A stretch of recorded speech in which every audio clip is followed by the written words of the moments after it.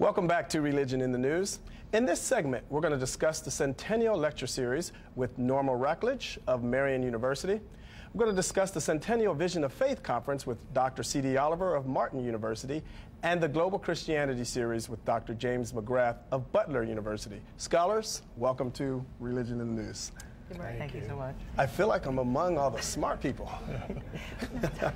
Well, first of all, we appreciate you taking your time out and coming and sharing with us in regards to the 2012 Centennial celebrations. So many activities going on leading up to the events, and also, of course, the year 2012 itself just has an array of events, and we're very excited about being a part of that. Norma, I want to start with you. You have the Centennial Lecture Series that you're going to be doing. Tell us what that's all about. Well, I'm the chair of the committee that is planning to have this lecture series during the Christian Unity Week.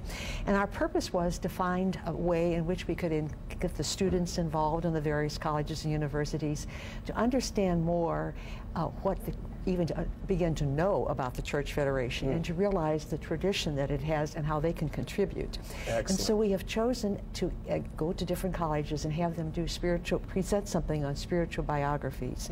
We'll be beginning with Franklin College, I should say, and they will be presenting something on the walking with Martin Luther King once again, and their presenter walked with him years ago and really wants to say what it means as he looks back over what had happened, how it feels walking with him again. We at Marian University will be focusing on Cardinal Ritter's I would say his great courage in desegregating the schools when he was here as Archbishop, despite the opposition of even some in the Catholic Church, but particularly those who were members of the Ku Klux Klan who marched in front of the cathedral and denouncing him and the people he was trying to help. On Wednesday, we will be going to the Crossroads Bible College, and their president, Dr. Ware, will be speaking about the founder of their college and the tremendous work that he has done and how they're trying to continue. On Thursday, the Christian Theological Seminary is going to take a little different turn. We will have been talking about three people whom we emulate, and they're going to talk about a tragedy. And if I can just read to you, they're calling it the tragedy, Lessons Learned from Leadership That Began with Great Promise and Ended in Great Evil. And they're going to be telling the story of Jim Jones, who had graduated from Christian Theological Seminary and the People's Temple Movement. And then on Friday at IUPUI, Dr.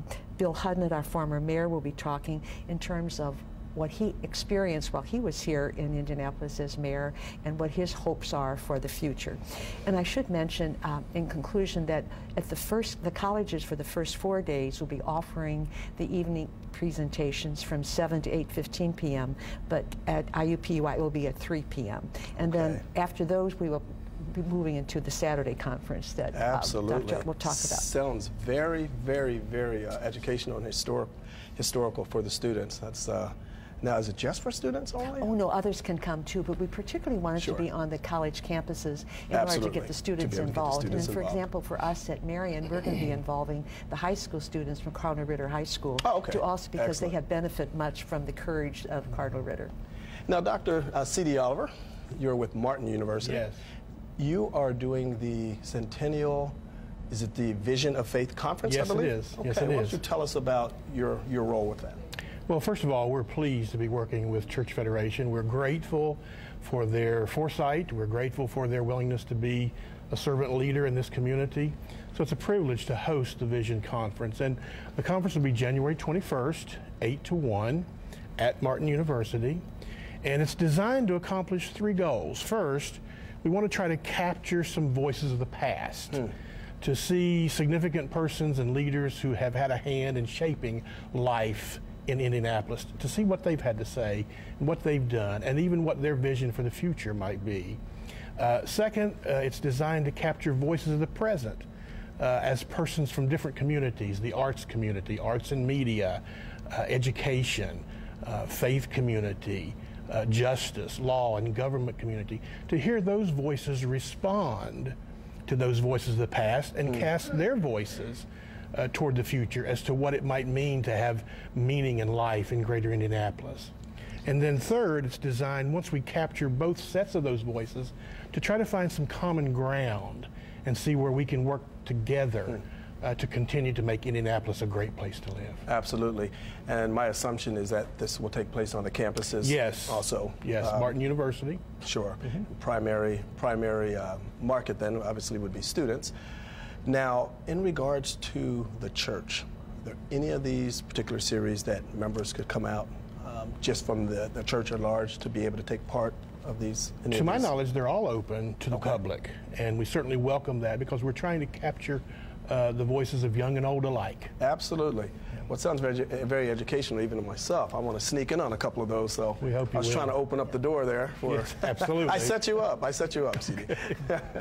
Now, James McGrath, you're with Butler University. That's right. And you're going to be talking about the global Christianity and what's taking place in that particular arena. Why don't you share with us, when you say the term global Christianity, what that means? Right. Well, global Christianity really is the worldwide phenomenon of Christianity. And the truth of the matter is that as Americans, we're celebrating some important milestones. I mean, you shared with me that the program that we're actually on here is about 52 years old. Is that correct? Yes. The Church Federation is celebrating its centennial. The church that I attend here in Indianapolis is actually going to be celebrating a 175th anniversary next year. But in many parts of the world, the history of Christianity goes back more than a millennium and a half. And very often, American Christians, having been involved in mission work and in the spread of Christianity to other parts of the world, think of America as the place that Christianity spreads from, and other parts of the world as places to which it's spread from here. But in fact, what modern media and technology and the internet are, in fact, making people around the world and in the United States aware of more and more, is that there's this rich history that has deep roots and that in many instances is much older than our own history with Christianity. And there's so much that we have to learn from experiencing things globally and sharing with one another our different and diverse perspectives. The Coptic Christians of Egypt have been making the news a lot lately, but they're just one part of the story. Just one part of the whole story. Christianity is, and for such a long time, since its very inception, has been a global phenomenon. And so it's good for American Christians to just simply get plugged in and informed about this wider story of the Christian church, both historically and in the present day. Now, what has the response been like in regards to putting it out there? Does it seem like there's been some pretty decent support? The persons we've contacted at universities have been very interested, and they've been delighted, such as Dr. Oliver said, to be part of the Church Federation Centennial Celebration. And for many of them, like for some of us, they knew very little about the history of the Church Federation. Absolutely. And now we're hoping to get them more interested to be able to continue the great legacy of 100 years.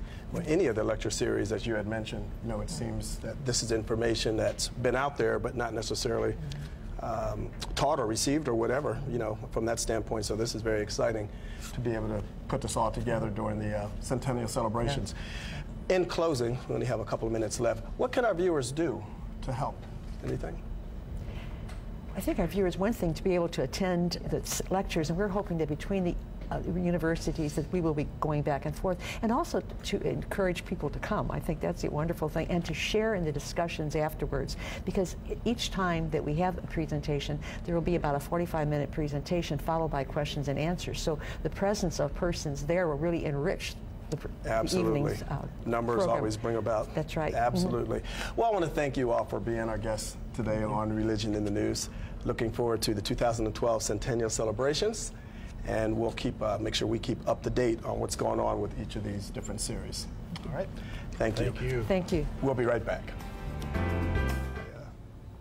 Well, thanks for joining us today. That's it for today's Religion in the News.